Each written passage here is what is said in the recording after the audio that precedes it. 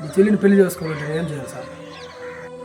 మా చెల్లిని నీకు ఇవ్వాలంటే డిసెంబర్ 31 నుంచి మంది తాగిన ఆపేయాలి.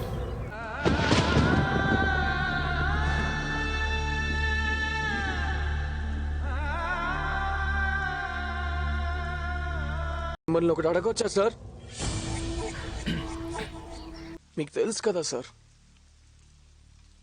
మందు కాకుండా ఉండలేదని మీకు తెలుసు కదా, మరి ఎందుకు సార్ ఇలా చేశారు?